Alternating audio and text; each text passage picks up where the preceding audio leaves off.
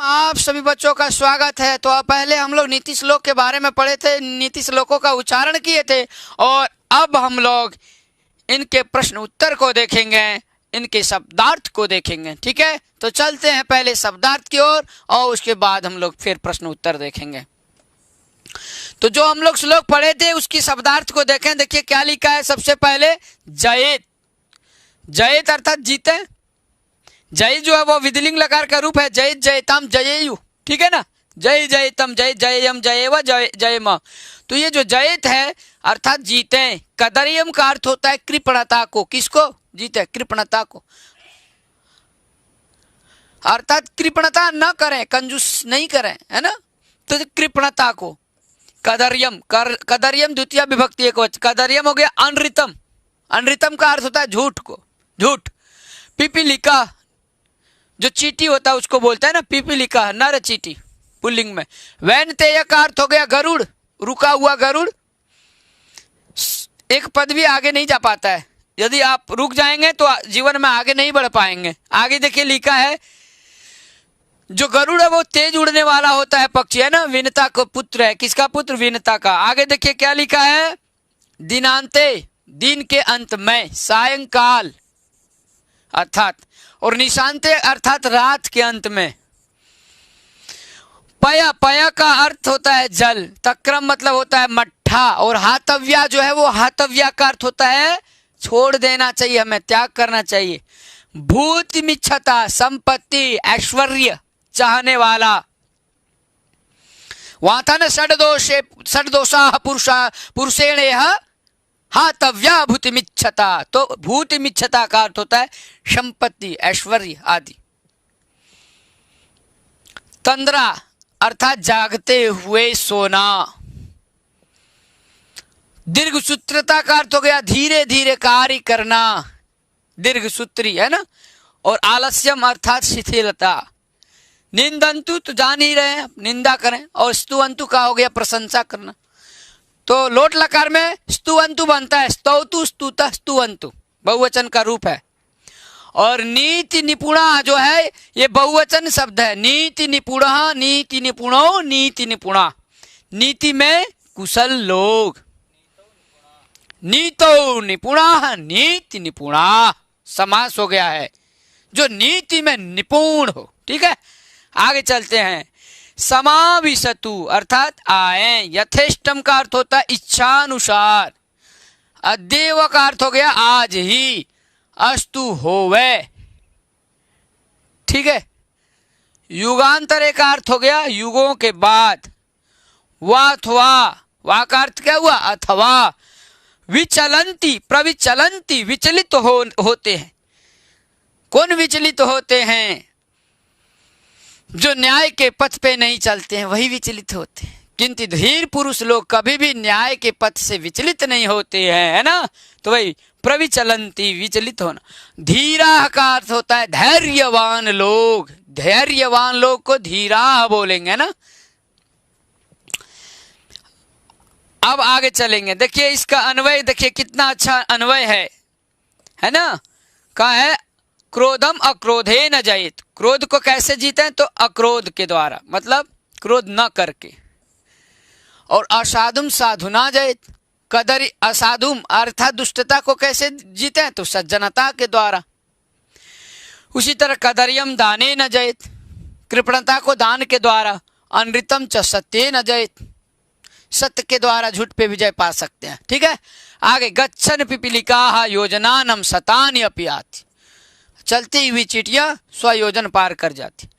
आगे आगच्छन वैन तेय अपि एकम पदम न गच्छति। वही आता जो है न जाते हुए, न जाता हुआ गरुड़ एक पद भी आगे नहीं चल सकता। दिनांते दुग्धम पीबेत, दिन के अंत में अर्थात रात में दूध पीना चाहिए। और निशांते पयः पीबेत, भोजनांते तक्रम पीबेत, वैद्यस्य किम प्रयोजनम। चलते हैं आगे हम लोग।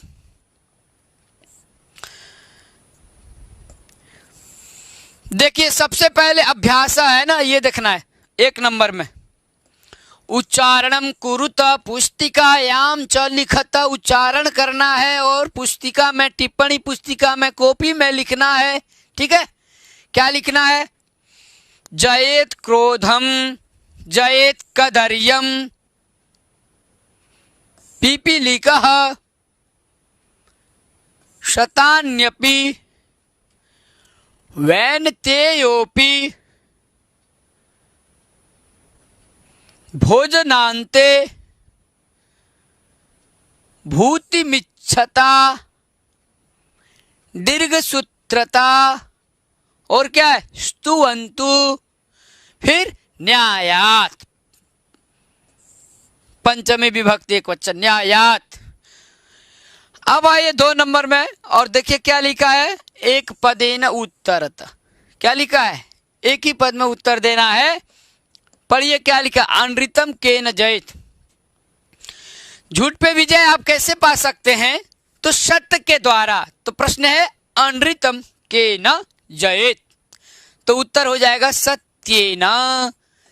तृतीया विभक्ति एक वचन में बनता है सत्येन,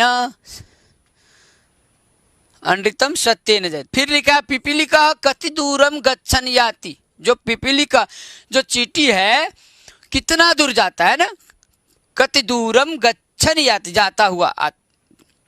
गच्छन अर्थात जाता हुआ। तो कति दूरम वहां पढ़े थे ना अब, योजना नाम शतान्यपि, तो शत योजनम क्या हो जाएगा, सत योजनम, ऐसे लिखना है, सत योजनम। ठीक है, सत योजनम, ये हो गया। फिर लिखा भोजनांते किम पीबेत। भोजन के अंत में क्या पीना चाहिए, तो हम बताए थे आप लोगों को कि भोजन के अंत में आप मट्ठा पिए। खाना खाने के बाद जब भोजन करते हैं उसके बाद मट्ठा, तक्रम, संस्कृत में तक्रम बोलते हैं। ठीक है, तो तक्रम यहां लिखिए ऐसे, तक्रम। न्यायात पथा पदम के न प्रविचलंती। न्याय के पथ से एक भी पद आगे पीछे नहीं करते। मतलब कहने का अर्थ है पदम के न प्रविचलंती, मतलब कौन विचलित नहीं होते। तो धीराह, कह को के बहुवचन में है, तो धीरह, धीरौ, धीराह। ठीक है, तो यहां हो जाएगा धीराह, ऐसे धीराह। जो धीर लोग हैं वो विचलित नहीं होते हैं। न्यायात पथ पदम धीराह न प्रविचलंती, तो धीरा लिख देंगे। अब आगे चलेंगे हम लोग 3 नंबर की ओर। क स्तंभ ख स्तंभे न योजयत, इसको मिलाना है एक दूसरे से। ठीक है, जैसे जयत कदर्यम दाने न, उसी तरह बोला जयत सत्येन चानृतम, भोजनांते पिबेत तक्रम। ठीक है, मिलाते जाइए आप लोग कॉपी में ध्यान से। न्यायात पथा न प्रविचलंति धीरा, ऐसे हो जाएगा ये वाला। और दिनांते च पिबेत दुग्धम, दिन के अंत में, रात में क्या पिए, दूध। ठीक है, आगे चलेंगे 4 नंबर। अब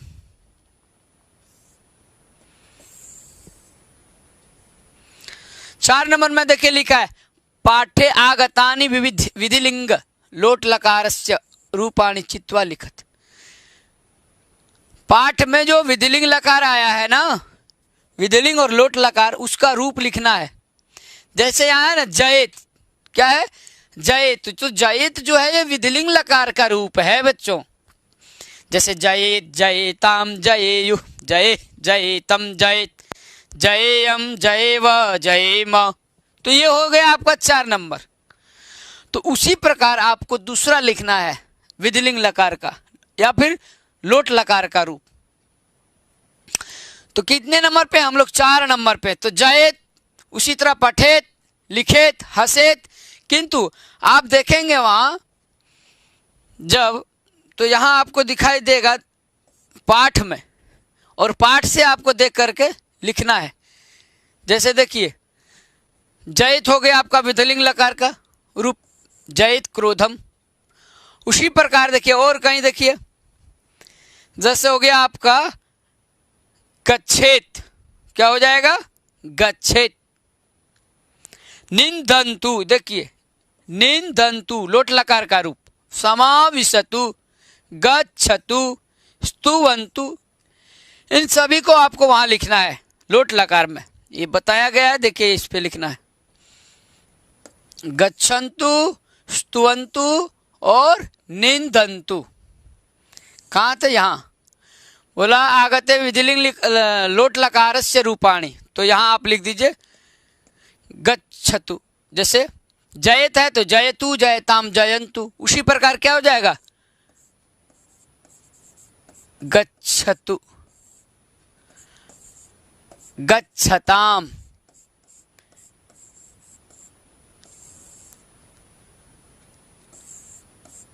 गच्छन्तु।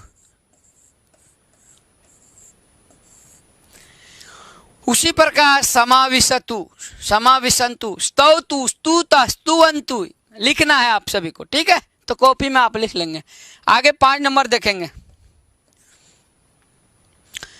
क्या लिखा है 5 नंबर में? संस्कृत भाषायाम अनुवादम कुरुतः। आपको अनुवाद करना है, क्रोध को अक्रोध से जीतना चाहिए। क्या लिखा है? क्रोध को अक्रोध से, मतलब न क्रोध न करके, तो अक्रोधेन जयेत क्रोधम। डायरेक्ट यहां लिखना है आपको सीधा, अ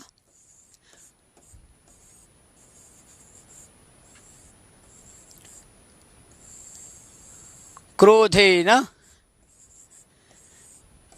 जयेत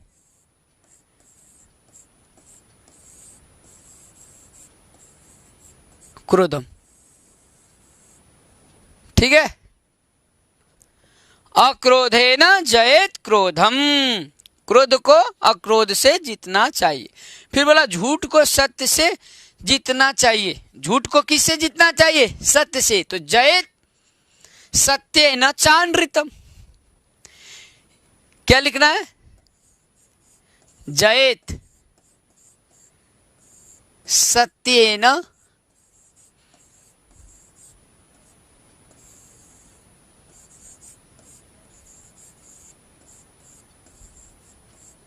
चानृतम, या फिर सत्येन चानृतम जयेत, सत्येन चानृतम जयेत, या जयेत सत्येन चानृतम।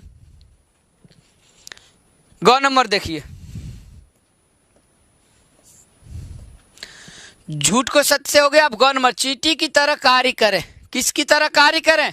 चींटी की तरह। पिपीलिका इव कार्यम कुर्यात्। पिपीलिका पुल्लिंग में और स्त्रीलिंग में पिपीलिका।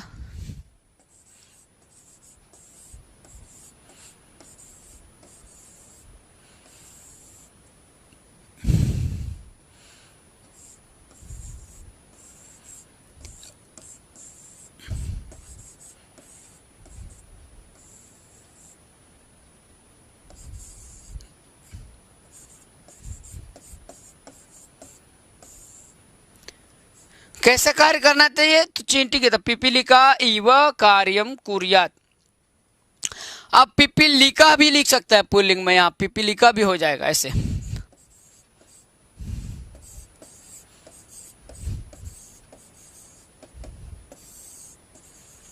पिपीलिका इव कार्यम कुर्यात्।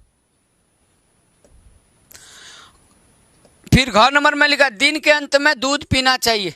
दिनांते दुग्धम पिबेत, दिन के अंत में, तो हो जाएगा दिनांते। यहां लिखिए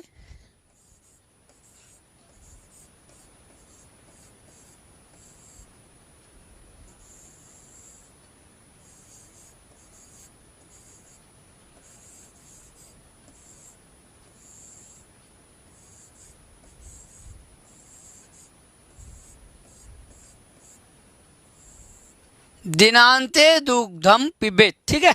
दिन के अंत में दूध पीना चाहिए। अब 6 नंबर देखिए क्या लिखा है।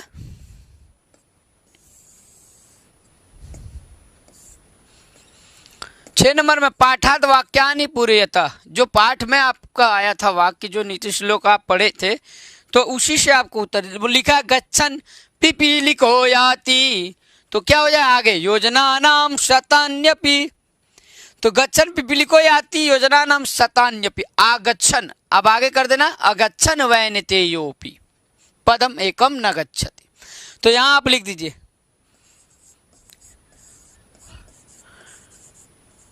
अगच्छन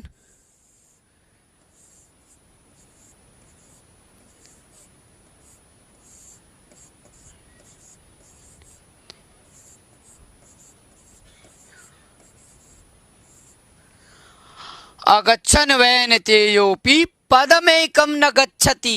ठीक है,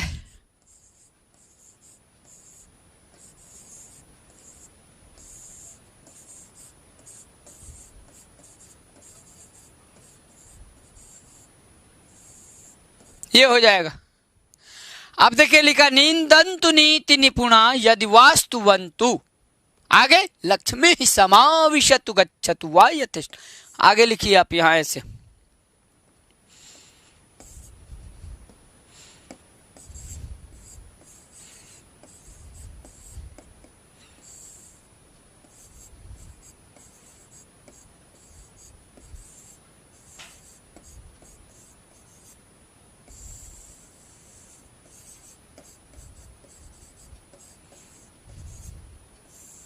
क्या लिखा है कि निंदन्तु नीति निपुणा यदि वास्तुवन्तु, आगे लिखना है लक्ष्मी समाविशतु गच्छतु वा यथेष्टम।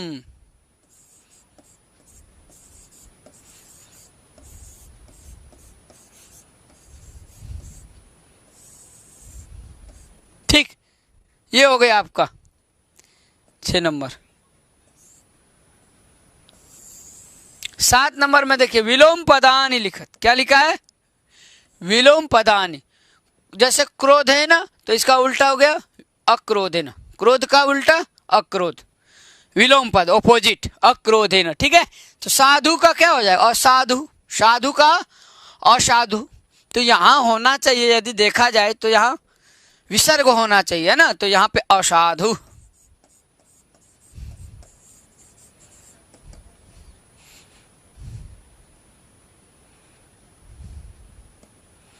असाधु, साधु है तो ऐसे भी लिख सकते हैं आप, असाधु।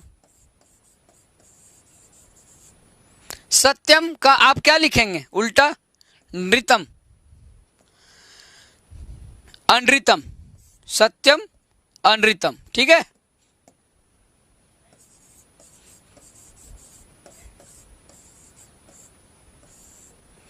और भय का निर्भय, भयम तो निर्भयम।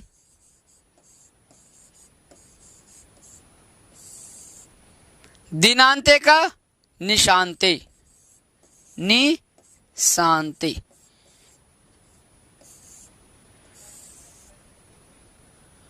दिनांते का क्या हो जाएगा? निशांते। ठीक है,